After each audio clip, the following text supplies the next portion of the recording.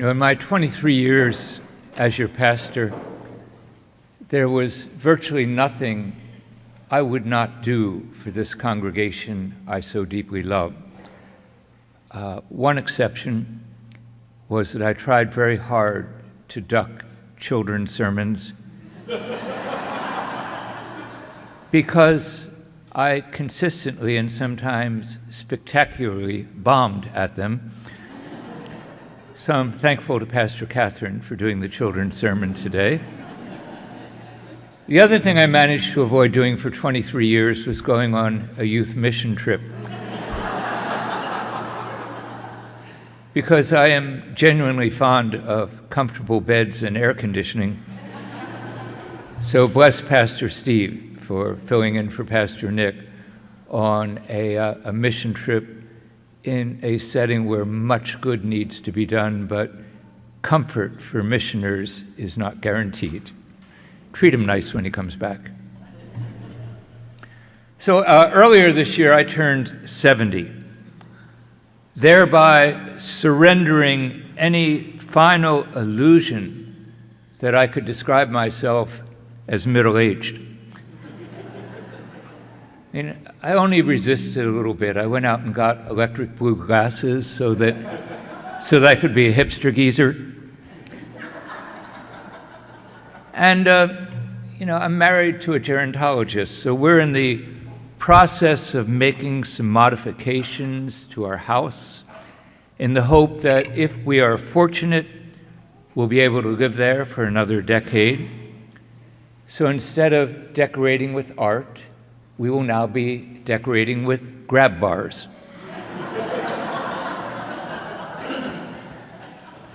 We'll tie little ribbons to them, I don't know. Because we know that as we move through our 70s, the odds that one of us will need to contend with some sort of challenging or limiting condition will increase significantly. As a good physician friend says, my husband and I know that if we are lucky enough to live long, one of us will become the other's caregiver. We think we ought to be the caregiver, not the care receiver, but we won't get to make that choice. Susan and I are both staying engaged with things about which we have passion. She is working on a new book. I am not co-authoring this time. I'm still doing chaplaincy and memory care units, which I love. We're both active in the Memory Project and other community commitments. But we have come to understand that the two most important items in our job descriptions are exercise and friendship. This has actually always been true, but we're in an age where it is especially so.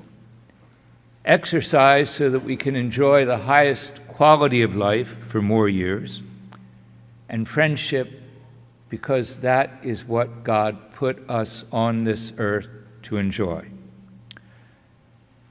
This will not be a sermon about exercise, because I'm better talking about it than doing it. It will be a sermon on friendship. We're going to explore a bit of philosophy, a bit of theology, and we will bring Jesus into the conversation. But the first word will belong to Aristotle, because I've noticed Pastors Catherine, Pastor Steve hardly ever talk about Aristotle. I might miss those Sundays. But Aristotle talked a great deal about friendship. And he argued that there are three different forms of friendship.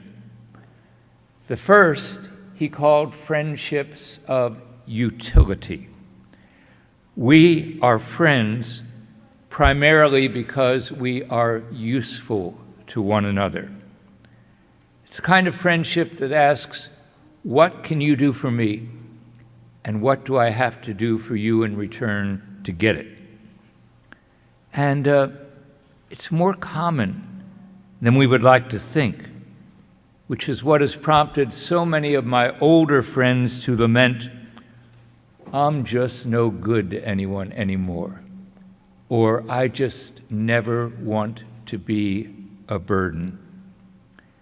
To be certain, we all want to be useful and helpful to our friends. But if it is utility that lies at the heart of the relationship, then we are free to end it when we no longer find the friend useful. So it is in the end a commercial transaction rather than a true friendship, which is why Aristotle termed it incomplete. The second was what he called friendships of enjoyment. My friends are the people who make me happy. My friends are the people who root for the same team, who vote for the same political party. These are the friendships so often celebrated in commercials, good times, good friends, tasteless light beer.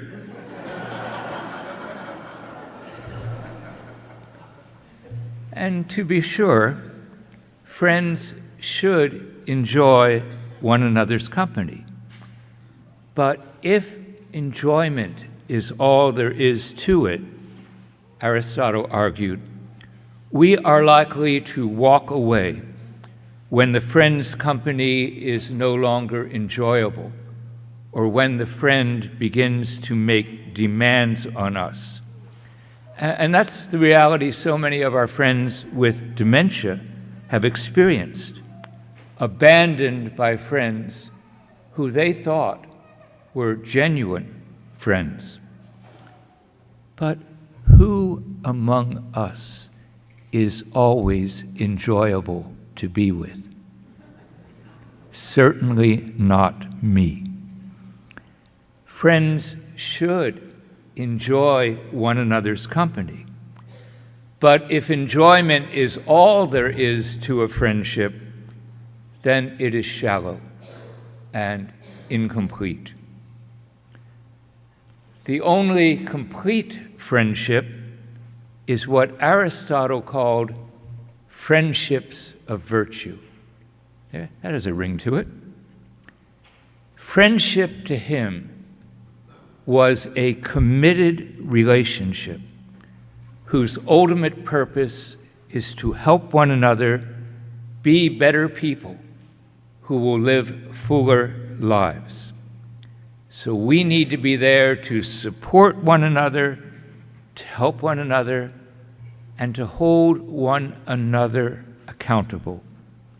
And Aristotle believed that we could only sustain 5 or 6 such friendships, because for him, this kind of deep friendship required spending several hours with each other every single week.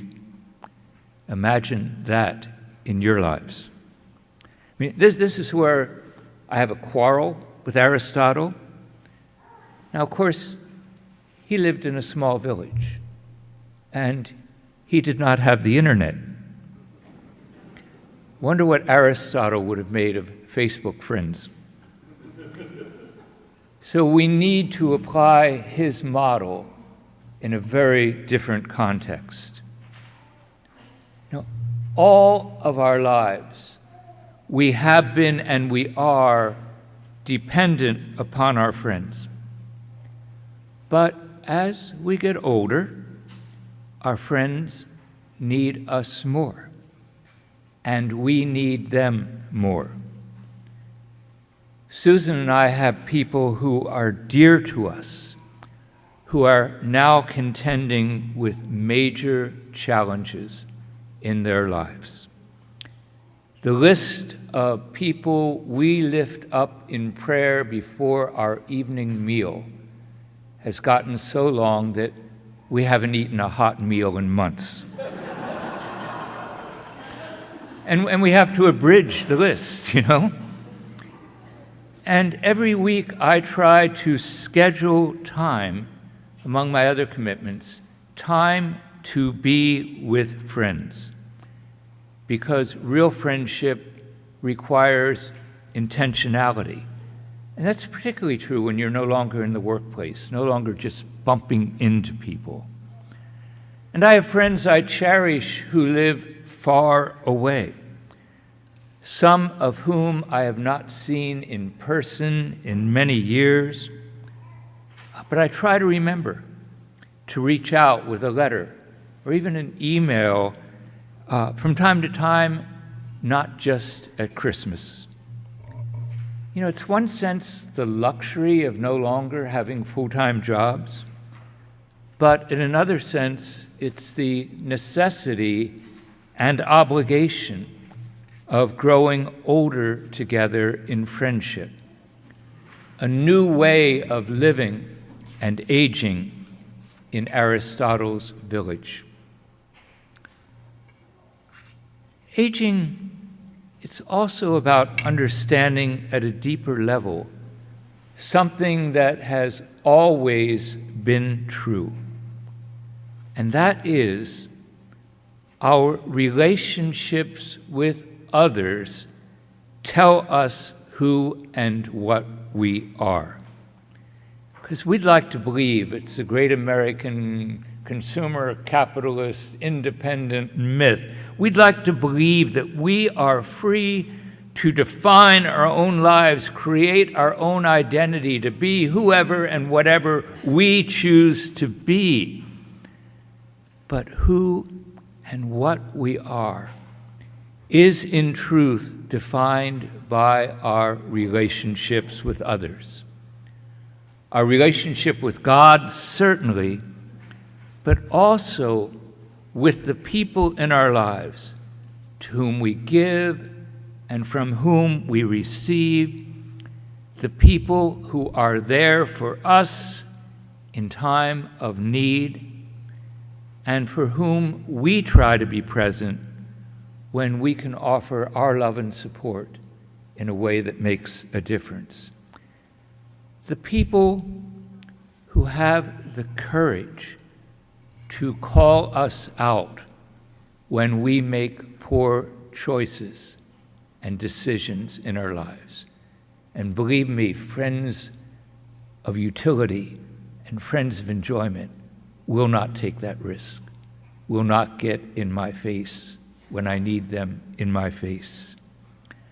These are the people who really, really know us and yet somehow still like us. Isn't that amazing? Now let's bring Jesus into the conversation. In our text, Jesus calls us his friends. It's a remarkable claim that no other religion makes. He who was the human embodiment of the infinite and unknowable God does not wish just to be our Lord and our Master, but our friend. Thomas Aquinas argues that it is our ultimate destiny to become friends with God. But how in the world do we do that? Best answer I've come across is from Stan Hauerwas. He said, "We become friends with God by being friends with people who also wish to be friends with God," which is why Stan once defined the church as a school for friendship. I mean, look around at this motley crew. We did not choose one another as friends. God chose us as friends, and God put us together in this congregation in order that we might offer one another the kind of unconditional friendship that God offers to us. God put us together to practice being friends. God will not abandon us because we are no longer useful or because we are no longer enjoyable. God is our faithful, loving friend in any and all conditions. We become friends with God by being that kind of friend to one another. But remember how Aristotle claimed that we could only sustain a handful of close friendships? And Jesus does it again. Jesus turns that one on its ear when he was asked, "Who is my neighbor?" and launched into the parable of the Good Samaritan. He said, our neighbor is the person who needs us. And it does not require a great leap to say that therefore our friend is the person who needs our friendship. Now, we can't have personal shaping friendships with all those who need us, but we can, I believe, meet the requirements of Aristotle's virtuous friendship with persons we will never meet. He listed all the essential characteristics of a virtuous friendship, but I want to lift up just two of those. One, we wish good for our friends and seek to do good on their behalf. And two, we want our friends to continue to exist, and we will do what is in our power to guard and protect them. Those are two reasonable requirements. So let me be, I'm retired, let me be blunt and direct. We are living in an American era of circled wagons and closed borders, of looking to our own good and prosperity while increasingly turning our backs on the suffering and need of untold millions of God's friends. Now, Christianity has a term for that kind of posture. We call it sin. We are giving the wrong answer to the question, who is my neighbor? We are ignoring other cardinal teachings of the Bible, including the scriptural mandates to welcome the stranger and to care for the widows and orphans. We have forgotten Jesus' teaching that what we do for the least of these, we do for him. You know, I don't want to wade into politics, but when an official of the administration claims that the Bible instructs us to separate children from their parents, Christian people seeking to be friends with God and friends with other persons should be deeply offended and righteously indignant. That is not the Bible. So I believe what is called for here is an Aristotle-Jesus mashup. I'm a hip old geezer. Aristotle was right to say that virtuous friendship demands a deep, lifelong commitment to the close friends who shape and form our lives and whose lives we shape and form in return. Such friendships are not only a blessing, but they are the foundation of shaping for us a good life and a good identity. They tell us who we are called to be. They are what we are here for.